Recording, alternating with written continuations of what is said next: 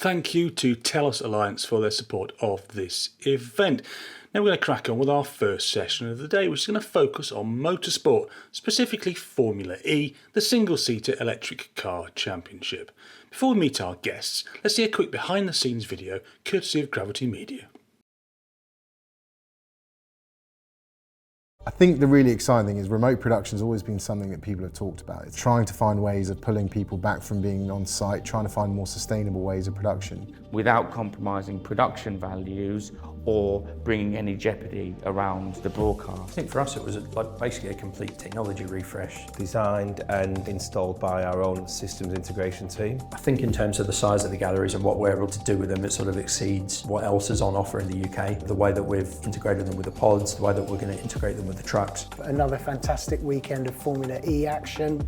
And when we knew that Formula E were going to be one of the anchor tenants, that was just great news for everyone, because it was exactly the sort of workflow we wanted coming into the building. And it's a client that really are trying to do so much themselves for sustainable production. System that could support up to 24 miniature cameras positioned around the track, positioned in the team's garages.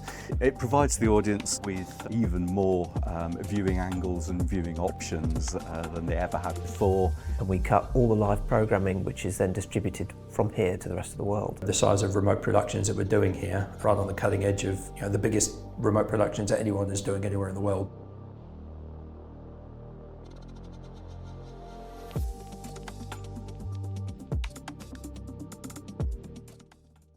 We're now going to discuss how and why the Formula E races are produced remotely and discuss the challenges still to be solved. Joining me to do that are Eric Ernst, he's Technical Director at Formula E, Aurora Media Technical Director Lee Flay, and Ed Tischler, Managing Director of Gravity Media. Welcome to you all, thank you for joining us. Eric, we're going to come to you first, if I may. I'd like to know a bit more about why Formula E is produced remotely. Can you give us some insight, please? Sure. Good morning, Will. So Formula E is an urban racing championship. Our DNA, our home, is the center of cities with very limited space available. As the product has grown, we're now in our 9th season, coming to a finish, 10th is next. We've just kind of outgrown our space and the possibilities that we have in cities. With that, we had very aging broadcast equipment that was just slowly getting to a point of the stress of being traveled around, that it wasn't reliable enough. And we took the opportunity to look at what can we do as a new broadcast model to follow the goals of our championship in terms of sustainability and being technology advanced, but also to make the product a lot better, more scalable and sustainable. So that's why we went to a remote production setup.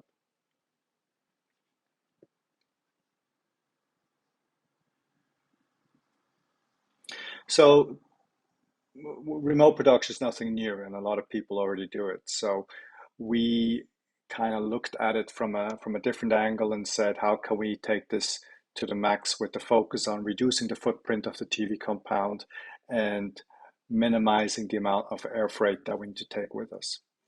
The setup that we have now has, as a result, reduced our footprint on the TV side by 40%, so it's a 60% size of what it originally used to be, and we reduced our air freight about by half for broadcast, which is our real good goals. We also managed to make it more scalable by using the studio in Westworks. And the way it works is that we have a small gallery on site, that we have a full setup that's cutting the track cameras, creating a feed of just cars going around track. That gets sent to the Gravity Studio in Westwork, where there is another director that cuts the English language program, and the world feed uses an additional feeds that we send from onboard cameras, special cameras, etc. Over 90 cameras that we sent back to create then the full show. That gets sent back to us and goes to our rights holders. We do remote graphics. Our audio production is remote. The racking is done remote. So it's a very, very ambitious model. And probably the most ambitious part of it that we're really proud of is that we use public internet line from Tata Communications to send us contributions back. So there's no layer 2 dark fiber that comes into our venue.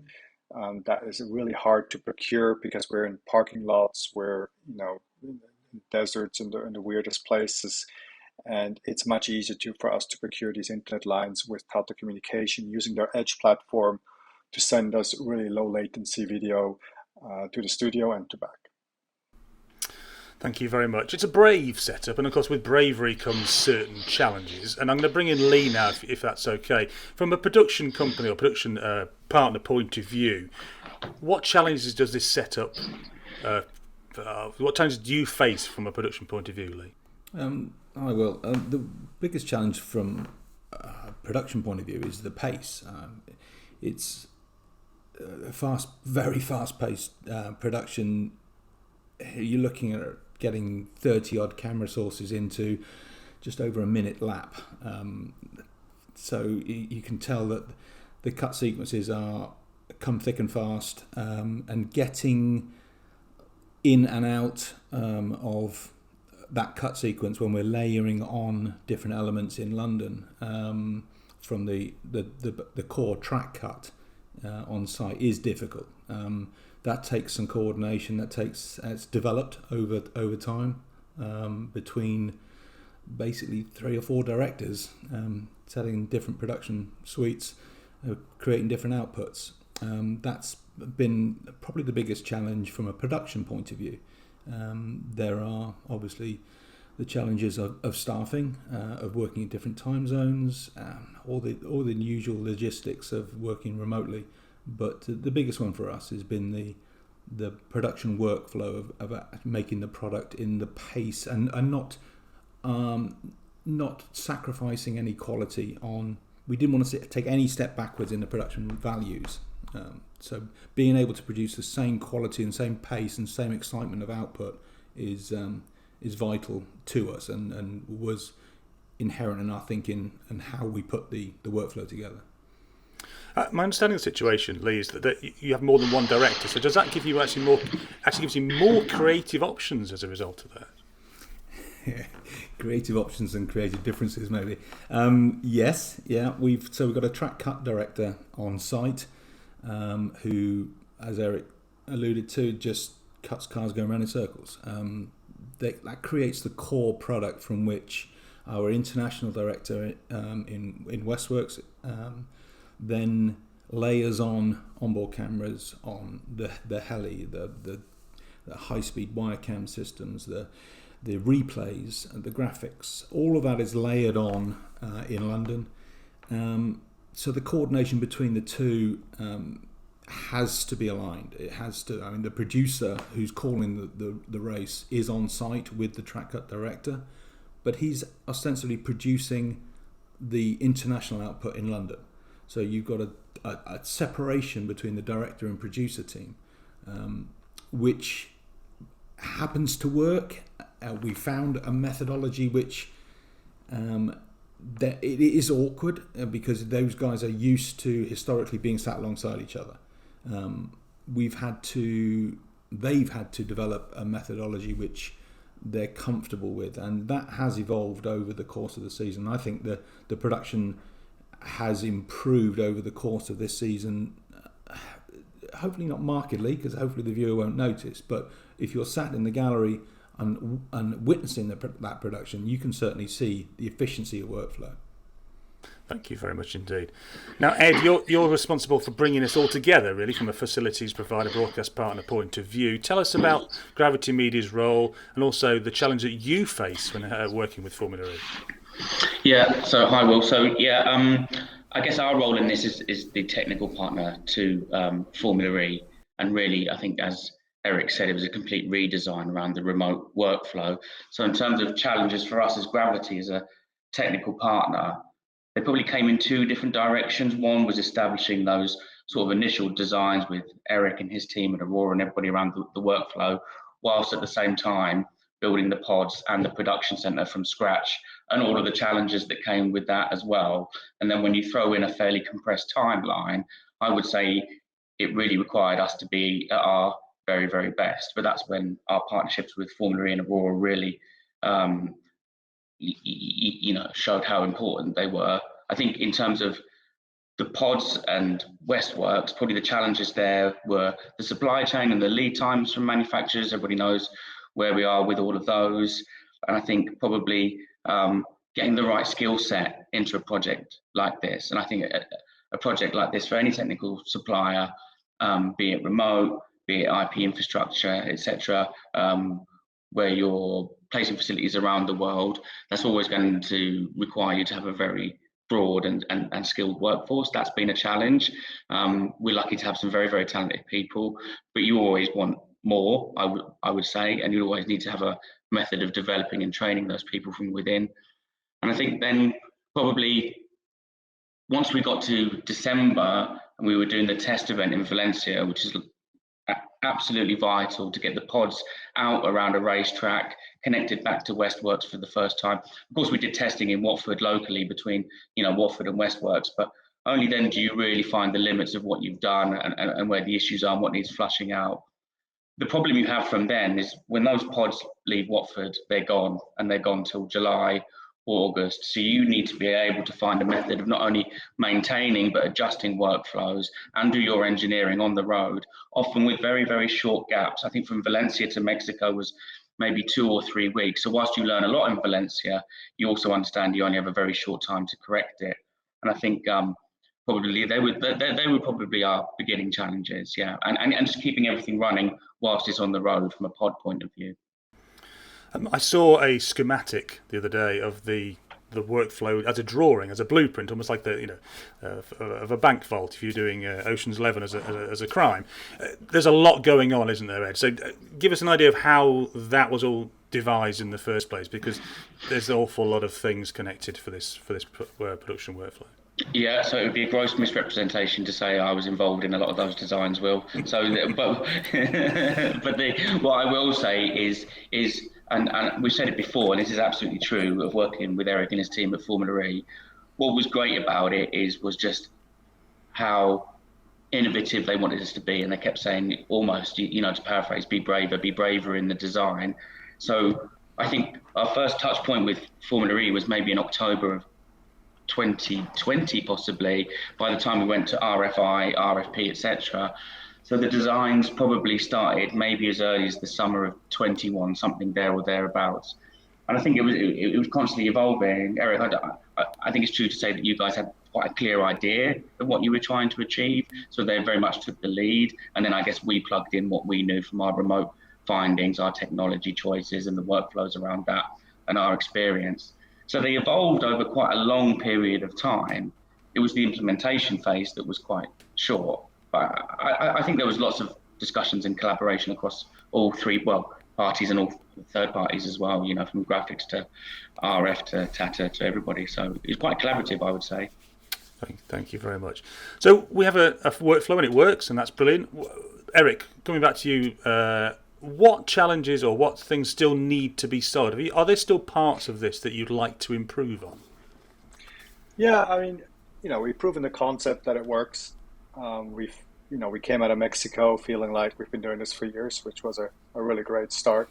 It was very comfortable. We learned a whole bunch of new things. We saw new things that we wouldn't expect to see. There's a lot to sort out. Little things, nothing major. There's more we need to do on disaster recovery methods that we need to test. There's improvements on things we found out by working in different places in the world. I mean, we just had back-to-back the 2 races where we're the furthest away from Westworks, right? So Jakarta and Portland, where we're, somewhere like 14,000 kilometers away from the studio. There's obviously editorial parts when you're working in time zones like this in different ways that this gets impacted with everything that we're doing. So there's nothing major wrong with this, and we've stress tested willingly and unwillingly the system multiple times, and it held. So that gives me confidence that we're going down the right direction. It is now, to be further brave and see, okay, well, how far can we push it without taking too big of risks and without the product, suffocating from it. So I think we're pretty much in the area of this is as good as it gets. There's definitely things that can change, and Lee was much deeper into the production. Will have a lot more to say on that than me from a higher level. Well, Let's find out then, Lee. Come on, what can we do better? Where can we still improve? Let's get into that then. Okay, so over the course of, like for like, we've reduced travelling crew by 15 to 20%, like for like. We've expanded over every year. We've expanded. So if we were to take the core crew, we've saved 15 to 20% of those people travelling to site. Are we going to be able to scale that back any more? Well, you always need a director on site to place cameras. You need crew to build those cameras. You need crew to operate those cameras. And motorsport and the pace we produce it is specialist. It's not, you can't put anybody behind the camera and expect them to know the series, know the drivers, know the cars, the liveries, and what we're looking for from production values. So is that going to change? No, probably not. There will be some streamlining still to do, but no, that's not going to change massively. Where our challenges lie are in the inherent latency of getting signals to London, produce them, and send them back to site. The fans watching in the grandstands on the giant screens are watching content which has gone around the world and back to them. So that latency has to be managed and has to be reduced wherever we can, without pushing the limits of safety. There's a margin of error is required when you're routing signals all the way around the world, diverse paths, going with error correction. The speed of light itself is not going to change. Eric referred to Jakarta. 8,000 miles, you're talking 40 milliseconds, the speed of light alone. That's not going to change. That's not going to go away unless he's got something up his sleeve that I'm not aware of. But the latency then is down to encode and decode times, and error correction and hitless switching and all the other issues which we need to factor in. That is the area that technology will eventually improve on. At the moment, we're HEVC has gone a long way to improve the reliability and the encode times there.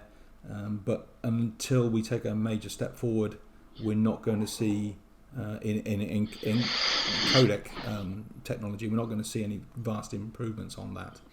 So we're settled at a latency which we are comfortable with at the moment, but it does cause challenges. When you've got a vision guy sat in London who's seeing the pictures over half a second, which doesn't sound a lot, but over half a second delayed from reality, they're making adjustments. That adjustment is going back to the camera in Jakarta, 8,000 miles away, and then they're seeing the reaction another half a second later again. So you're already into coming up to a second and a half reaction time on seeing the initial picture to seeing the reaction to that picture being adjusted. That in fast-paced motorsport is about as slow as you can manage, and in a fast, light-changing environment. If you had a breezy day as we've got here today in South Wales, where I am, it would be a real challenge. The sun's constantly in and out. The clouds are scudding over. This would be about as extreme as you want to get. So yeah, there are challenges. We're up against the limit of what I think is achievable at the moment, and we're making it work. That's the best I can say about what Gravity have brought to this, and what Eric's allowed them to do. They're allowed to push the boundaries of what is achievable, and it's been challenging. We always like a challenge, but it's been comfortable in that we've not ever gone outside of our comfort zone, and I think that's testament to the planning that's gone behind it and the guys that have made it work. Gravity have got a great team. and they've needed to be introduced to the pace at which FE works and the methodologies we work with. That's been a steep learning curve. I'm sure Ed will agree. I think one thing that sorry, Lee, but one thing I think ahead. just to keep, in that moment that Lee is talking about, the tech is one side, but I think what the last 6 months has shown us, or the 4 months has shown us, is that the people are as important, and we have not gone to a one supplier end-to-end solution, right? So there's Gravity, there's Aurora, there's Timeline TV, there's MRTC, ADI. So there's a variety of patchwork of suppliers that are responsible for this product, Alchem Alpha Graphics, and we're all pulling the same direction. These companies come from different countries, they have different mentalities, and this is kind of when the going gets tough. Tata Communications as well. When the going gets tough, how everyone pulls in the same direction to get this through, it's amazing to see, and it's key making this work. You can have the best technology, but if the people are against each other, they don't work, there's a finger pointing mentality, this will absolutely fail. And the culture here is as important as the technology. Thank you very much. Amen to that. Certainly people, technology is one thing, but without people it doesn't go anywhere. Eric, just to sort of bring this to a close, is what you've done unique to Formula E, or could what you've learned be applied to other race sports? I think it can be. I mean, we're probably in single-seater sport, we're probably the most extreme production model at the moment, I would say. I mean, that's just me coming from my side without seeing too much what other people are doing. I was going to put the statement out there. If it works for us, I think it works for other ones, because most other circuits are on pre-built circuits. Most other series are on pre-built circuits. So they have fixed internet lines going in, they're protected from elements, they're protected from vandalism, they have preset fiber routes which are reused sometimes. So it's a easier setup, I would say. If it works for us, we're going to Rome, which is one of our most difficult races at all, doing this in the middle of a city. If it works there, it will work for almost anyone. So I think it is compatible with other ones, and there's for sure other series that can benefit from this. Brilliant. Thank you very much. Unfortunately, that's all we've got time for today. Thank you for joining us. Eric, Lee, Ed, thank you very much for your time. Before we move on to the next part of the show, we're going to hear a short message from Vislink.